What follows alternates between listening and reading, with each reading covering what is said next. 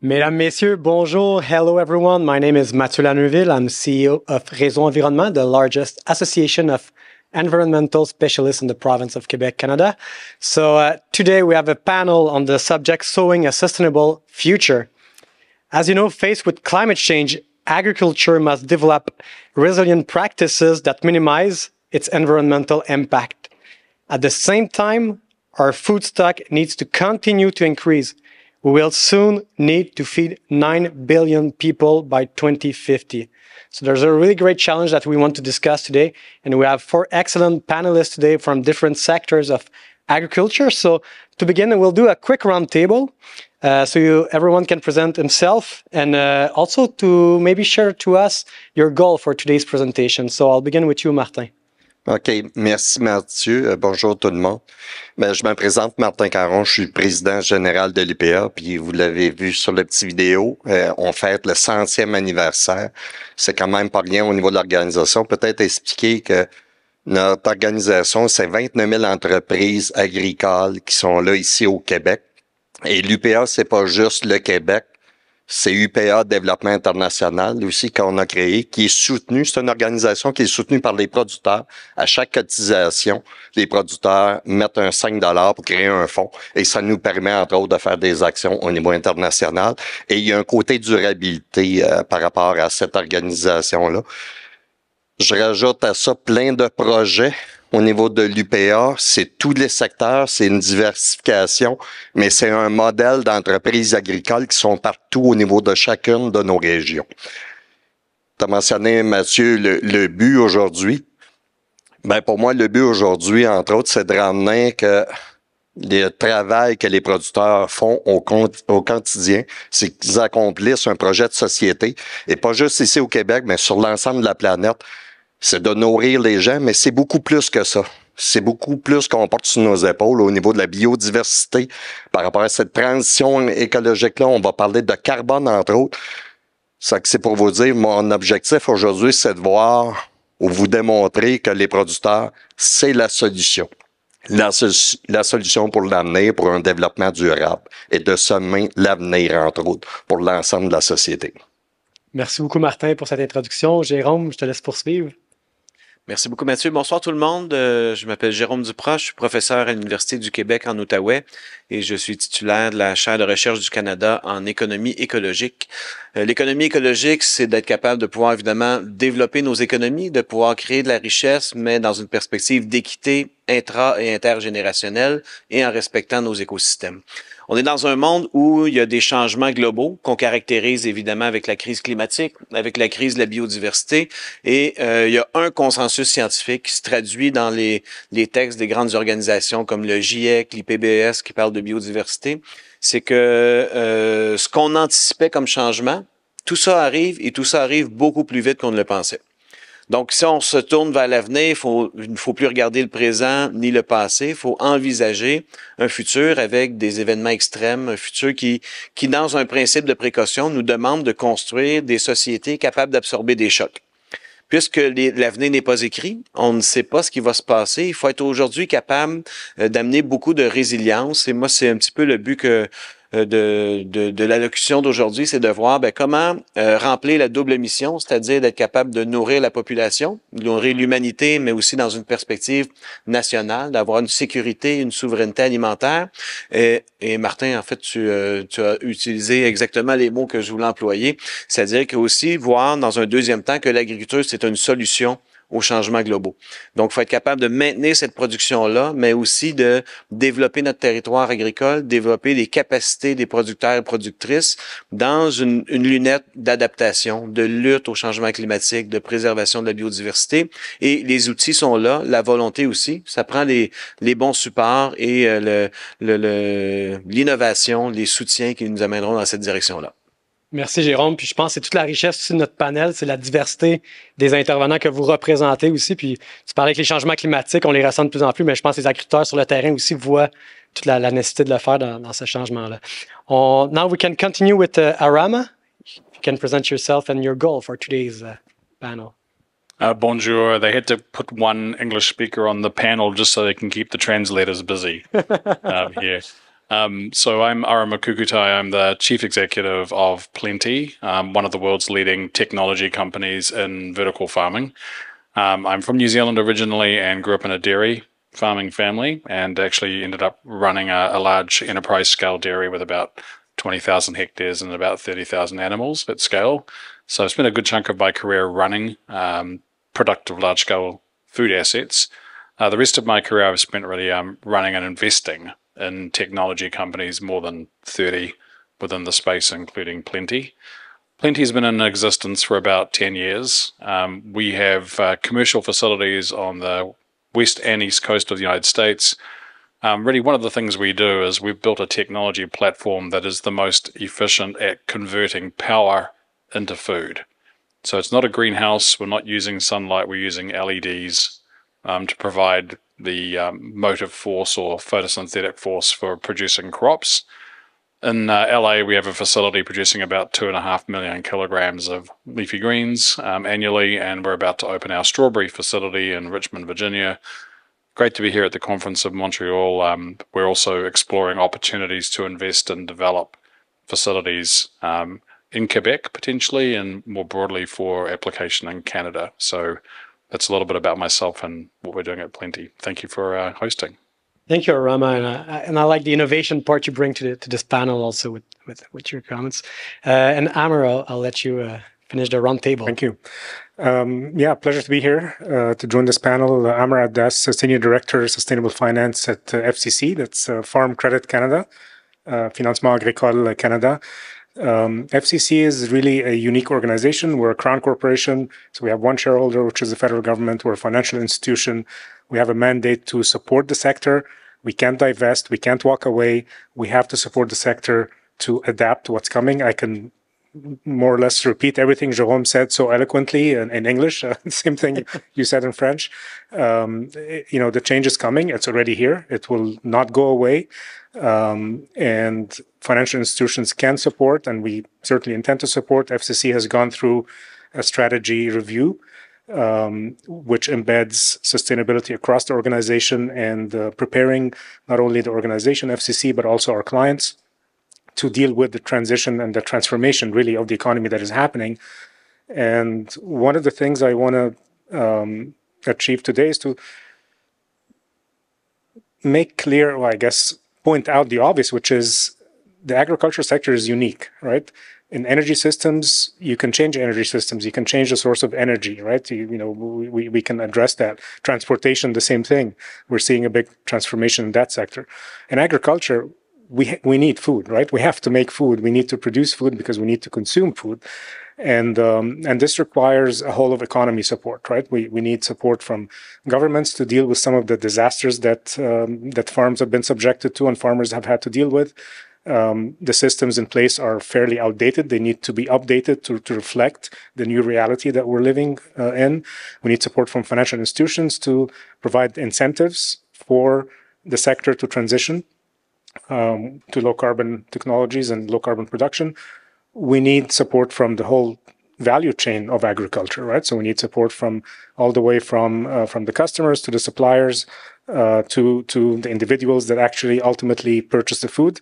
And of course, the reality is, if you're an exporter exporting to countries like Europe or parts of the world where sustainability is something that is really valued at a very high level, then we need to bring the sector along in order to adapt to that change as well. Thank you, Arama. And I think you greatly opened for the first question. Based on each of your expertise, what first steps should we take to feed the world in a sustainable way? I know it's a small question, but what are your top priorities that you will put in place? Well, Plenty does something pretty different from, I think, the rest of farming, which is we're farming indoors. And so if we think about how our food is produced today, less than 1% of all of the calories we consume on the planet annually is made indoors, and almost all of it is made in greenhouses, which have been in existence for about 150 years, right? So we think about the pace of technology that's occurring, that we're adapting into the way in which we grow and produce and sustain food production. we've really set ourselves a goal of increasing the amount of food that's available from indoor production. And really, agriculture is the only industry left manufacturing outside. It's also one where it's completely at the whim of the environment. And so what we've really done is produced an ultra-controlled environment in which we can grow plants irrespective of what's happening in the weather, irrespective of what part of the world that we're in, and not seasonal. So literally every day we produce, it's the same day inside our farm as it was the day before. We can optimize everything from light spectrum, light intensity, CO2, humidity, even the microbial colonies growing in the root system of plants. And why would we do all of this? Well, because technology is one of the, if not the most powerful lever available to us. Whether it's outside or inside, we're using technology extensively to improve the way in which we produce. And for it to be sustainable, and at least in my opinion, it also needs to be profitable and commercial. So we're producing farm assets that look more like a manufacturing environment. Just in financial terms, we're targeting 20% levered returns on our farms, which is a lot higher than I know from my historical background in dairy farming. But that's, in our opinion, that's what we need to do to make the investment necessary to create a whole new asset class of agriculture, which is indoor ag. It's not going to replace outdoor ag. It's going to augment outdoor ag. And I also believe there's a lot of opportunities for cross-fertilization of innovation between them, including, and in particular, in our case, genetics, where we don't do any genetically modified crops in our farms, but we've put an immense amount of research effort into understanding how plants grow in order to figure out how to grow them more sustainably, including using less than 5% of the water that is used in outdoor agriculture, no runoff, because we have a closed loop system, so any nitrates, phosphates that are in the water get put back up into the production system, rebalanced and used again. So our objective really is to have no water leave the farm except for plants themselves. And then lastly, I think for folks who are probably familiar with vertical farming, the other major thing here is to put the farm really close to where our consumers are. So our Richmond farm, for example, producing strawberries, it's within a one-day drive of 100 million consumers. So no more shipping the product all the way across the country, let alone from another country. So these are sort of some of the themes. It's a big topic. How do you produce sustainably? But and there are lots of ways to do it inside and outside. But we're really looking to revolutionize indoor farming. Thanks. I think, Jérôme, you wanted to react also on the... Oui, ben en fait, moi, la priorité que je vois, c'est de ne pas répéter les erreurs du passé et d'être capable de reconnaître comment on a développé l'agriculture dans les 60-70 dernières années. On a fait la révolution verte pour évidemment endiguer des famines à l'échelle mondiale et ça a fonctionné. Donc, on a utilisé des variétés à plus haut rendement, une mécanisation de l'agriculture, des intrants. Ça a permis d'avoir de bons résultats au niveau de la production alimentaire, mais c'est accompagné d'externalités écologiques et sociales qu'on a eu du mal à saisir. On a fait une agriculture qui est parfois déconnectée avec ses écosystèmes, une agriculture qui est hyper globalisée, avec des niches de spécialisation à une échelle mondiale qui sont bien précises selon les pays, les continents. Et je pense qu'il faut reconnaître qu'il y a du bon là-dedans, mais il y a aussi le fait qu'on a déconnecté les communautés, l'être humain, d'une grande partie de la production agricole. Moi, je pense que la souveraineté alimentaire, l'autonomie alimentaire, la connexion sur les écosystèmes, ça devrait être des grands paradigmes qu'on devrait respecter et reconnaître pour ensuite mettre au service de cette vision-là des outils, de l'innovation, des supports, le savoir-faire.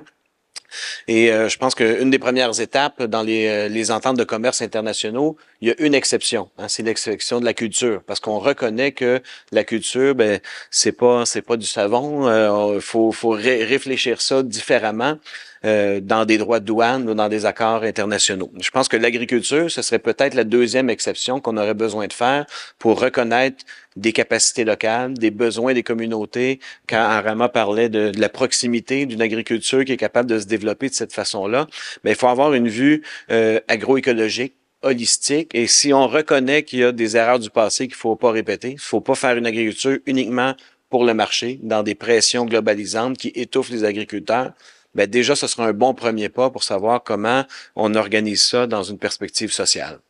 Apprendre et grandir. Merci. Je poursuivrai peut-être la prochaine question, Martin, avec toi, puis je vais la poser en anglais pour le bénéfice de tout le monde. Can eco-responsible agriculture produce enough to feed the planet? So the answer easy. So absolutely. Absolument. Je vais essayer de la répondre en français. Là. Oui, absolument par rapport à ça. Puis je pense que ce qui vient d'être mentionné, c'est qu'il faut rajouter, oui, les producteurs sont prêts, les producteurs sont mobilisés. D'ailleurs, on le voit, moi ici, on voit au Québec, ça fait 3 décennies, entre autres, les gens sont mobilisés à faire des actions, à faire des changements. Il faut peut-être s'assurer d'avoir un bon plan de marche, mais d'avoir une vision, mais avec un plan d'action qui soit bien expliqué. Puis tantôt, je parlais des producteurs, ben, c'est un projet de société, mais il faut réaliser, puis comme ça a été mentionné, ça prend la société. Et la société, ben, naturellement, c'est les citoyens, customers, et c'est les gouvernements aussi. Et c'est cette vision-là qu'il faut être capable d'aller chercher. Je pense qu'il y a des objectifs, on est capable de remplir ce défi-là, mais il faut garder à l'esprit nos ressources puis notre richesse. Première des choses, ici au Québec, c'est moins de 2% des terres agricoles qu'on cultive. Ça qu'il faut en prendre soin, moins de 2%. Là. Et puis, on a le plus bas ratio ici en Amérique du Nord par habitant, c'est 0,24 hectares. Le ratio par habitant, c'est le plus bas. Au niveau du Canada, c'est à peu près 1,6 à peu près. Mais c'est juste mentionné, protéger les terres agricoles, protéger l'eau. Juste mentionner l'eau douce ici au niveau du Canada, c'est 20% de l'eau douce, la réserve d'eau douce. Je sais que tu es bien au courant. Ici au Québec, c'est 3%. Moi, je me dis juste vous dire que je pense qu'on est en retard par rapport à ça. Il faut davantage, à la place d'avoir des indicateurs qu'on fournit à différents ministères, il faut optimiser cette utilisation de l'eau. Et je vois qu'au niveau des nouvelles technologies puis l'innovation, il va falloir aller chercher ça. Il y a d'autres pays qui sont beaucoup plus avancés. On pensait qu'on était maître avec l'eau douce, mais on arrive avec des régions que c'est problématique. Puis on parle, entre autres, de la biodiversité. J'ai bien aimé, Jérôme, t'as parlé d'écosystèmes, mais nos entreprises agricoles, c'est des écosystèmes. Faut le voir comme ça. Faut pas juste séparer les choses. C'est un écosystème. Puis quand on parle de biodiversité, en lien aussi d'accomplir ça, faut jamais oublier quelque chose de la santé de nos sols. Quand on a une santé des sols qui est là, bien, c'est 25% de la biodiversité qui se retrouve dans nos sols. C'est que juste en gérant nos sols comme il faut, ben, on vient de faire un gain assez rapide. Puis on atteint aussi les goals et les objectifs au niveau des COP qui ont été mis durant les dernières ententes. Merci Martin. Avec j'entends l'aspect de la prévisibilité, puis l'aspect aussi de, Jérôme parlait d'apprendre nos erreurs du passé, mais aussi apprendre avec ce qui se fait à l'international, parce que je comprends que quand on se compare, on a de la marge de manœuvre. Sorry, I jumped in. Yes. I felt I wanted to add something here. I think it's important to recognize that farmers should be rewarded for existing sustainable practices. And a lot of farmers in Canada, in particular, already engage in sustainable practices, and that they should be rewarded for that. And that's one of the things we're planning on doing at FCC, what we've been doing, but we intend to expand on that. And on the biodiversity topic, nobody's closer to the land than the farmer, right? And I think that's important to be recognized as well. And Amr, I'd like to continue with you with the next question. We often hear that we should turn to a vegetarian or even a vegan diet to reduce our environmental footprint. Do you think sustainable agriculture can allow us to maintain our current diet while respecting the environment, or are diet changes inevitable? Yeah. That question, I think a lot of us face. I've been in the field of sustainability for many years. I have not succeeded, full disclosure, to become a vegetarian or a vegan. And I think to aspire to that is, everyone's personal choice, obviously. And we have to be realistic in how we approach change, right? I mean, there are all kinds of great things that we'd love to aspire to and aspirational goals, but there's also the reality of how fast the world changes and how fast individual choices are made, right? So, I do not think that everybody needs to become a vegan or a vegetarian. But some may choose, and it's a healthy lifestyle. But I think that we can move towards reducing the footprint of the agriculture sector from some of those high-emitting sources, which I think we all know, what they are. But there are solutions. There are technological solutions out there, and there is incredible innovation in that space that can help us do so without everybody becoming a vegan. Thank you. Somebody else want to react on this? Ben, c'est une question hyper complexe. Amer, vous l'avez bien dit, ce sont des choix personnels d'abord. Et ça ne doit pas devenir une question qui est polarisante, moralisatrice, parce que derrière ça, il y a des questions éminemment complexes. Je donne un exemple d'une étude qu'on a menée il y a quelques années. On avait accès à des données aux États-Unis. On a fait des comparaisons de régimes alimentaires, donc un régime traditionnel, végétarien, méditerranéen. Et ce qu'on voit, c'est que chacun de ces régimes-là a des impacts dans différents secteurs. Un régime végétarien a des éléments très, très positifs sur, par exemple, un poids carbone. Pour la dépendance sur l'eau, c'est une autre histoire. Donc, c'est plus complexe qu'on pense. Il y a aussi la transformation de la nourriture qui a des répercussions sur des enjeux de santé. Donc, je pense qu'il faut être capable d'avoir ce dialogue-là, il est très polarisant. On a de la difficulté d'avoir une conversation, un débat ouvert là-dessus. Ça devient vite d'un côté ou de l'autre, c'est bon ou non, tel ou tel régime. Donc, je pense que c'est peut-être une conversation qu'on devrait se permettre d'avoir, de dire, ben, quels sont les effets sur la santé, sur l'écologie, quelle est la part de choix personnels, d'enlignement, de suggestions gouvernementales, de peut-être aussi d'un accès à la publicité. On parlait récemment, le secrétaire général de l'ONU disait on devrait bannir toute publicité sur le pétrole ou des produits dérivés de ça. Donc, des véhicules à essence, est-ce que ça devrait se retrouver entre deux périodes d'un match de hockey? Ben, ça peut être questionné, tout comme de la malbouffe qui affecte nos enfants.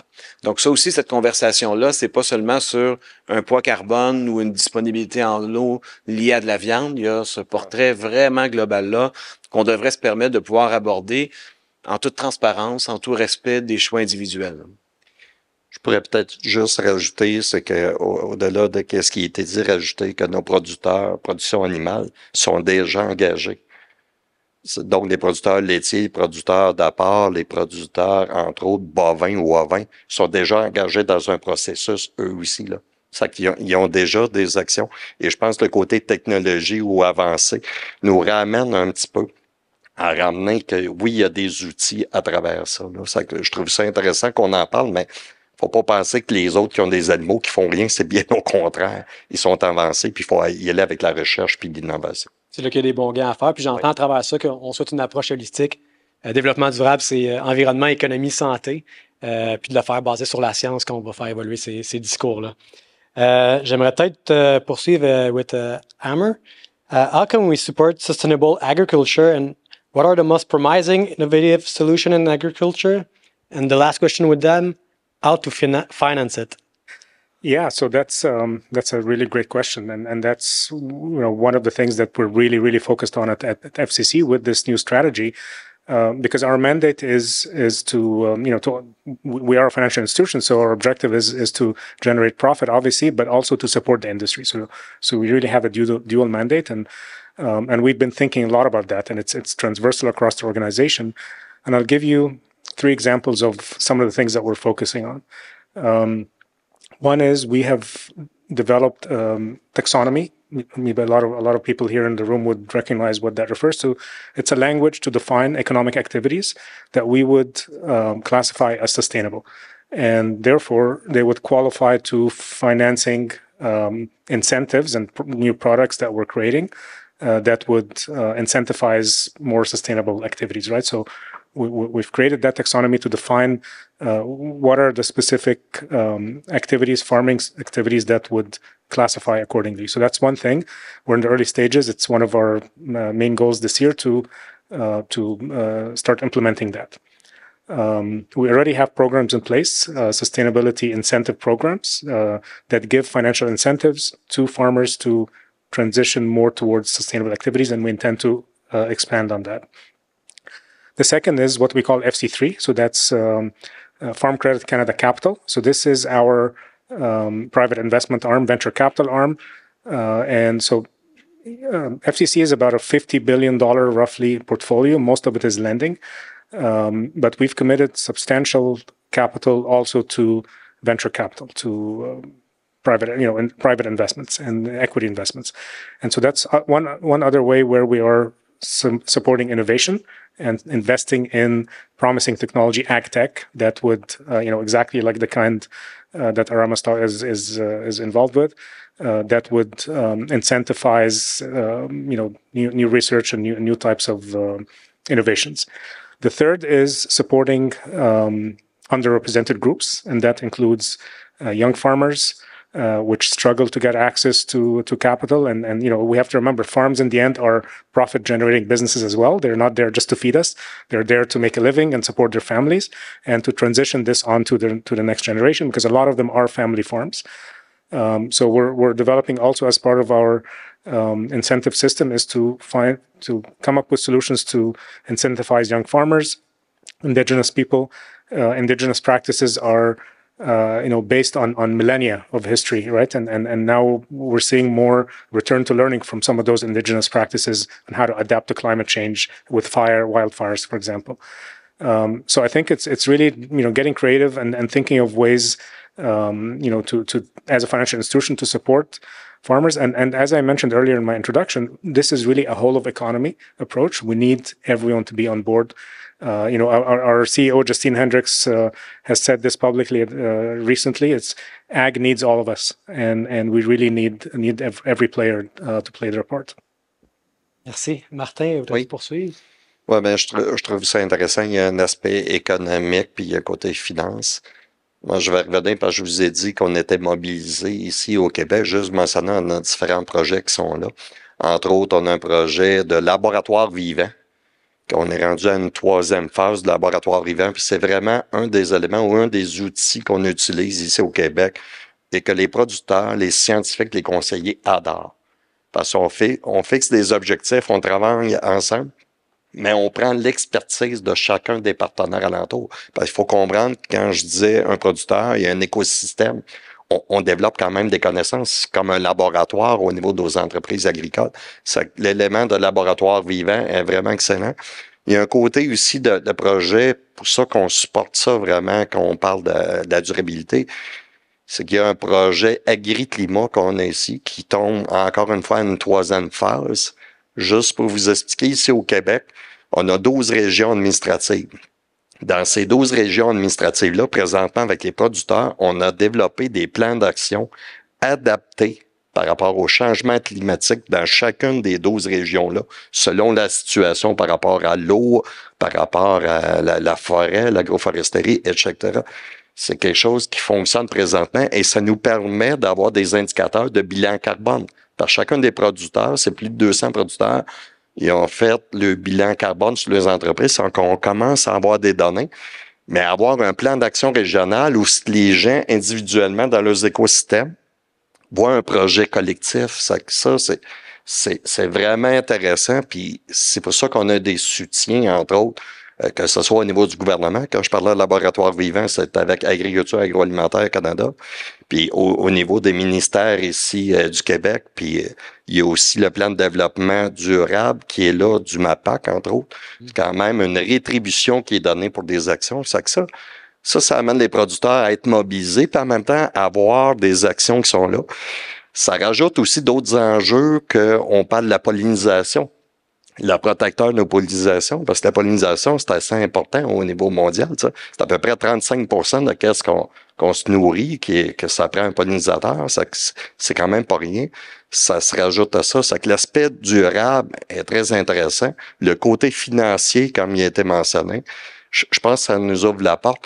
Mais on a un défi en tant que producteur parce qu'il y a des actions qui vont nous ramener à court terme, on a ramené des gains en tant que producteur.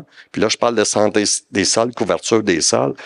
C'est la base. C'est vraiment la base. Il faut s'assurer que les sols restent dans les champs et non dans les cours d'eau.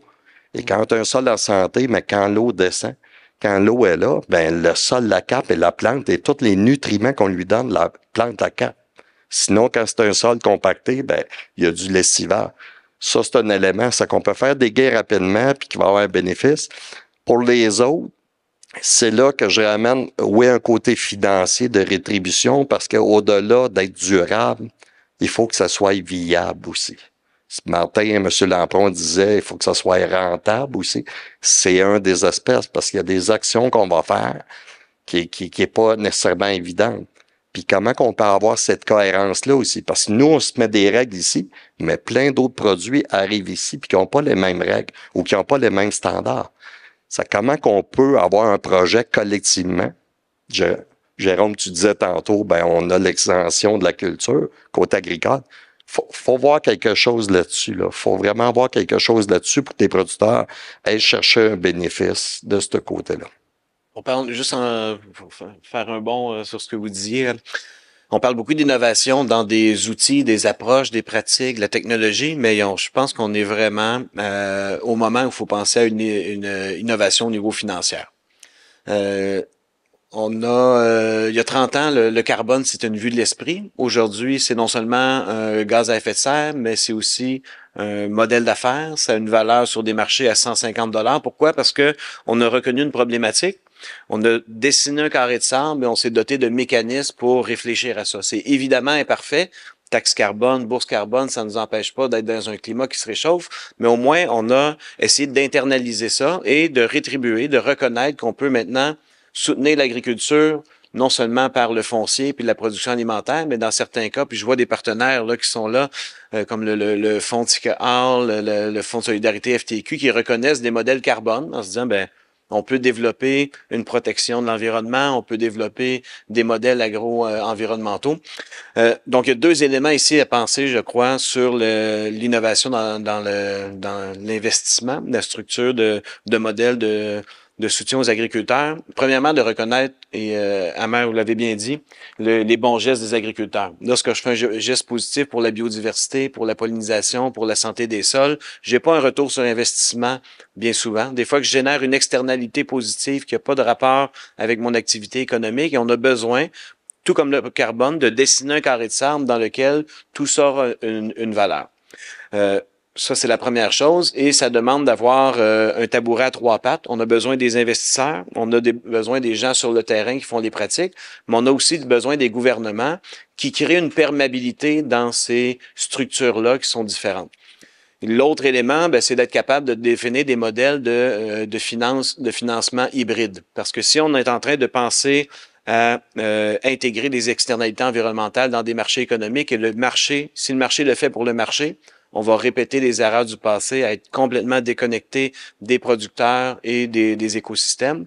Donc, la meilleure approche à ça, c'est d'être capable d'avoir des modèles hybrides où il y a des balises qui sont dictées par l'État, par un mandat public, où il y a une prise de risque qui est pris par les investisseurs privés, mais qui est soutenu, qui est dérisqué d'une certaine façon par les pouvoirs publics. Donc, il y a rien d'extraterrestre et de grosse science là-dedans. Il faut juste essayer de s'asseoir et de reconnaître la contribution des agriculteurs et ensuite de penser à des modèles de finance mixte duquel on a beaucoup d'exemples à l'échelle internationale. Je pense que c'est un très bon point d'internaliser. On le voit beaucoup avec le carbone, surtout avec les Scope 3 maintenant, où est-ce qu'on va aller tout l'ensemble de la chaîne de valeur, alors même des Hershey et compagnie vont prendre l'impact des agriculteurs. Puis on en parle dans le carbone, mais on pourrait tout aussi bien faire la même chose avec la biodiversité et d'autres. L'écofiscalité, je pense, a fait bien ses preuves. Arama, just before the panel, you talked to me about your expertise also with New Zealand, how it is on the financial plan. I don't know if you want to share it with the group. Yeah, no, maybe I'll go back too as well to a point around innovation for a second, just to note. In the last, I've been a venture capitalist for 15 years. We've run 4 funds, made more than 30 investments. The last decade's seen about $120 billion of capital go into food and agri-tech innovation. And I think one of the more interesting areas to come back to in terms of thinking about farming as a business for a second is, how is that innovation going to play out in terms of not only providing new types of farming, but there's likely to be some friction between existing farming systems and new ones. We're growing leafy greens, we're growing tomatoes, we're growing strawberries, things that you recognize. But some of the interesting areas of innovation have been in novel or alternative proteins. We've seen plant-based proteins, first wave, companies like Impossible, Beyond, and others. And now we're seeing companies emerge in areas like cultivated meat, which are facing regulatory hurdles in the United States and other places, is this really meat or not? We're seeing fermentation systems making dairy products. I sort of raised this at a conference actually in Ireland that I was speaking at around, yes, you could make collagen or you could make casein in fermentation systems, and got reported the next day, Kiwi venture capitalist predicts the end of the dairy industry. That probably didn't do me any help getting out of Ireland alive, but anyway. But just to say, there's both threats and opportunities coming out of these new technologies, and I think conferences like this and these sort of gatherings are critical to sharing information and staying abreast of what's going on. I think another important topic, the one we were talking about beforehand, is farming really a business, or is farming also a social enterprise? And clearly, it's both. But if we look at just taking New Zealand as an example, the mid-1980s we had, when my parents were farming, we had a major economic crisis that led to the country almost going broke, and all farming subsidies were ended immediately because the country didn't have the money to pay them. Subsidies have never come back. So New Zealand produces without any subsidy of any kind for any kind of agricultural production. And it's got a productivity rate, growth rate, double the global average, which is interesting as a fact in itself. But obviously different societies choose different methods of how we want to integrate and reward the people who produce our food.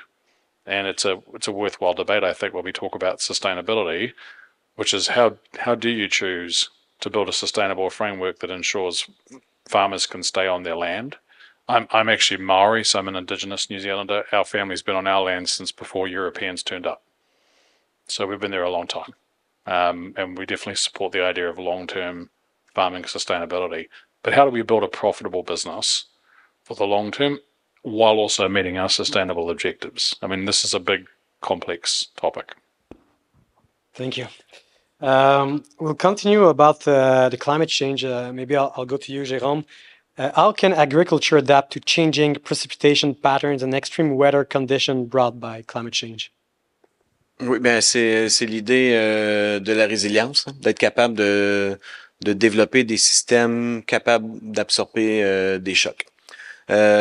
L'agriculture, c'est évidemment intégré dans un paysage, c'est un territoire, c'est un écosystème. Donc, notre premier réflexe, et c'est un terme, là, Nature-Based Solutions, les solutions nature, d'être capable de protéger, de restaurer, d'aménager la nature. Et ça, c'est vrai pour tout type de secteur, qu'on soit dans un développement immobilier des villes, en foresterie, en agriculture. Donc, travailler une agriculture qui est diversifiée dans son approche écosystémique, c'est vraiment la première ligne aux événements extrêmes.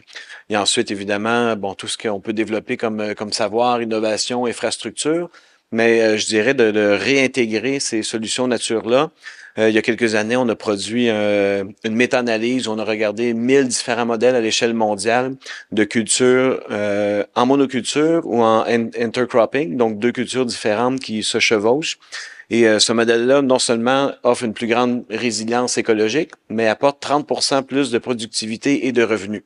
Donc, c'est une moyenne globale, mais ça fait quand même un bon reflet de ce que la diversité écosystémique peut nous amener dans ce paravent de résistance à des événements extrêmes, mais aussi on se rend compte que finalement, lorsque c'est bien travaillé, ben, il peut y avoir des gains autant économiques, sociaux que de diversification qui sont là. Do you want to react on this or? Phil? Oui, Martin? Ben, je peux y aller. Première des choses, Mathieu, je me suis présenté tantôt, mais j'ai oublié de dire avant toute chose, je suis producteur agricole. En passant, juste mentionner ça. Mais je trouve au niveau des climats, des changements, ben, c'est sûr qu'il y a des choses qu'il faut adopter, puis on n'a peut-être pas parlé beaucoup d'agroforesterie ou de la forêt, entre autres. Puis ça, c'est un élément aussi qui est là. Puis je vois aussi bien producteurs acéricoles qui préservent, que ce soit les érables, que ce soit sur les terres privées ou les terres publiques. C'est quand même un aspect assez intéressant. Puis il y a de l'acéricoforesterie qui se fait, mais il y a au niveau de l'aménagement de la forêt. Et là, on voit de plus en plus que quand on adapte cet aménagement-là, on est capable de mieux capter. C'est que il y a ça aussi, je pense, le volet forestier est là, puis je pense qu'il faut pas l'oublier parce qu'eux aussi, ils ont des enjeux, tout ça. Puis en même temps, ben, on voit que c'est bénéfique pour l'ensemble. C'est un très bon point, Martin. Puis ça va nous amener à la prochaine question, justement. Puis moi aussi, en introduction, j'ai oublié de mentionner ma famille aussi vient d'un milieu agricole.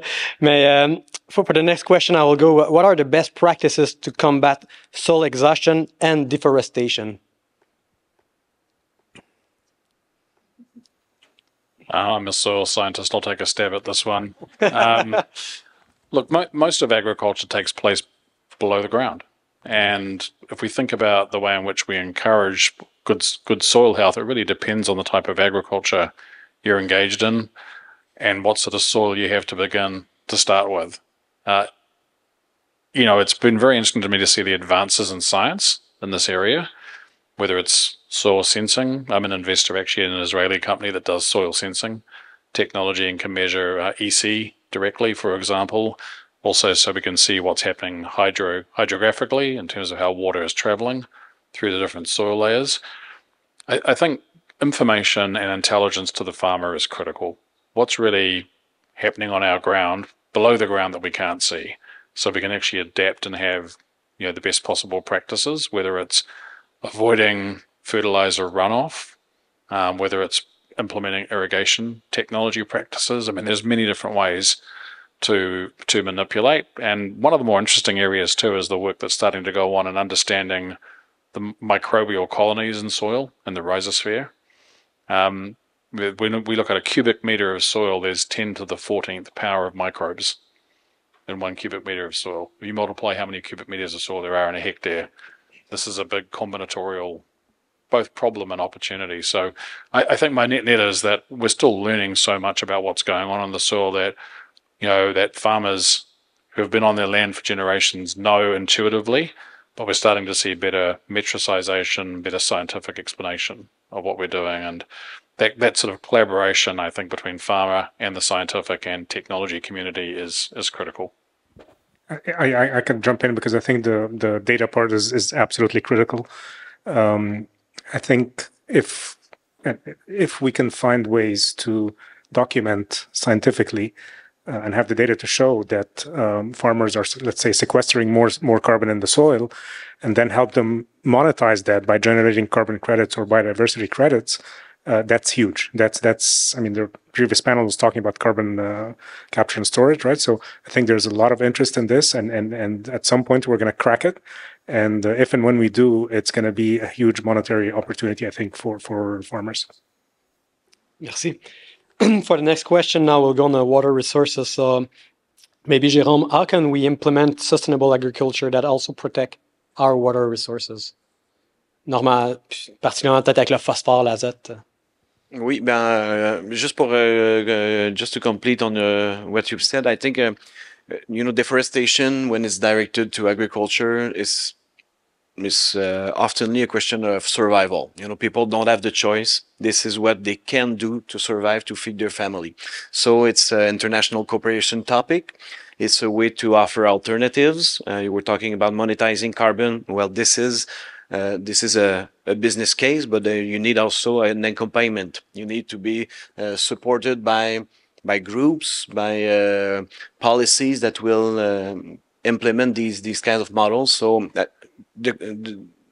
the question and the answer is the same for water. So if we think as an agriculture that is disconnected from the ecosystems, well, we can put anything, and this will just be the new conditions of the watersheds. So these practices need to be monitored. We need precision agriculture in some way. We need to work with nature, because the best filters are these riparian buffers, these cover crops that we can put to refertilize the soil and just avoid putting like liquefied nitrogen and things like that. So it's a matter, I think, of a good balance between incitative and regulation. We need to have these good incentives to be able to value the water resources, and to also to have regulation, disincentive when in some kind of balance. We need these actions to align the behavior in the agricultural settings. Le bâton et la carotte, the stick and the carrot. Voilà. We'll go because I see that the time is going up. I'll merge the two last questions together. So the two questions is: if we don't change our current practices, how do you think agriculture will be in 100 years? And the last question will be, in conclusion, what is the key takeaways you want the audience to remember? Now, I think the two are maybe linked from a catastrophic and positive way. So maybe Martin, you want to begin? Hein? Bien, premièrement, on vient de fêter 100 ans, ça qu'on se projette dans le temps. Mais moi, je vous dirais que moi, je vois ça positif parce que je pense de plus en plus, les gens commencent à réaliser que l'agriculture, l'agroalimentaire, c'est la base de nos sociétés. Et en même temps, on réalise aussi qu'il faut donner l'opportunité à chacun des peuples ou des individus d'avoir accès à cette nourriture-là.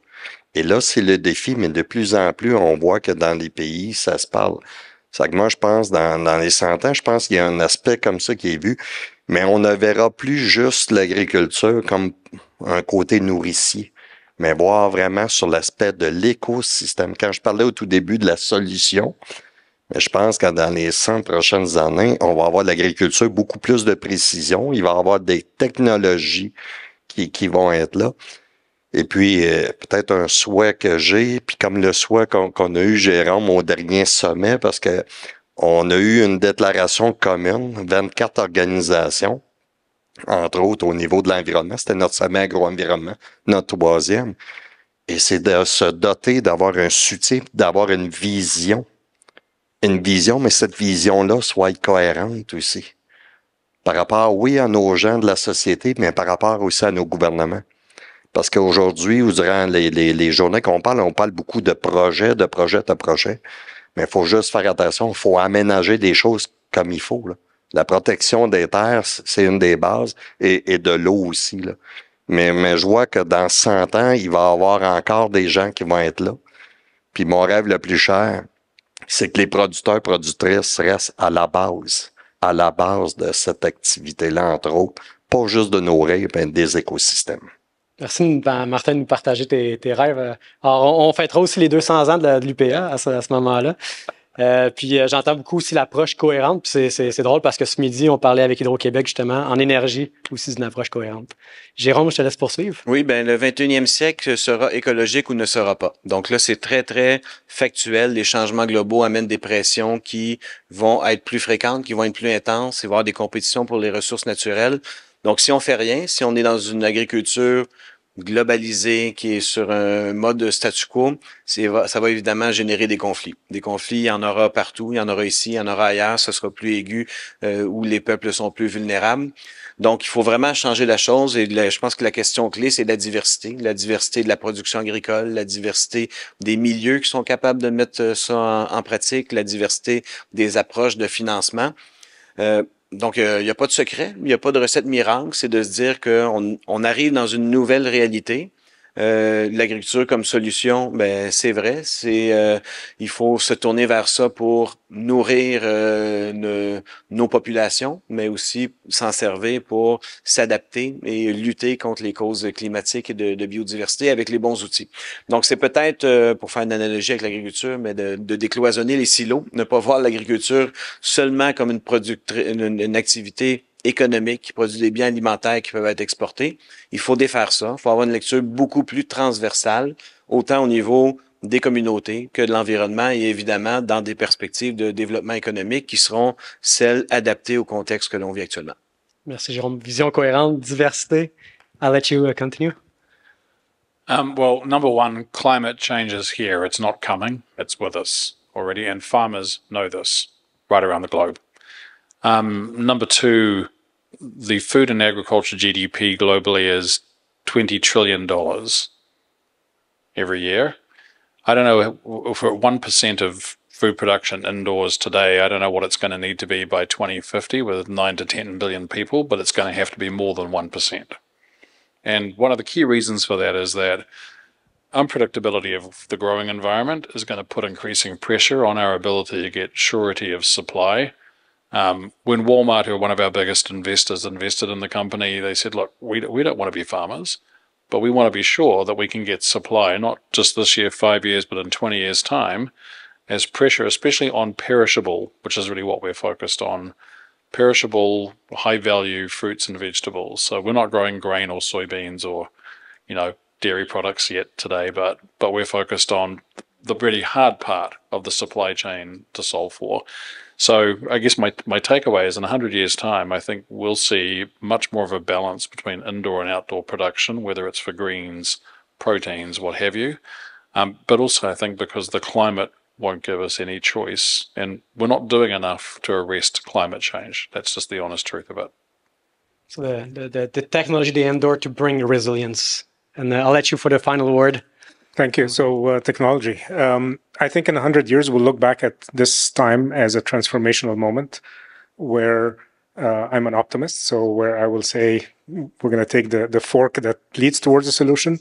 I truly believe that Canadian ag and food sector specifically has a generational opportunity to solve the food security crisis and to take a lead and to lead on sustainable food production. And I think technology is going to play a huge role in that. Again, all of society effort, financial institutions being FCC and doing that, and also recognizing to the number that Aram mentioned on 20 trillion, you cannot divorce biodiversity and nature positive solutions from dealing with climate change. We need to realize the value of nature and monetize it, and that's going to help us solve this. Merci, Amer. Thank you, everyone, for helping us to develop Reflex, how to grow a sustainable way. Thank you so much.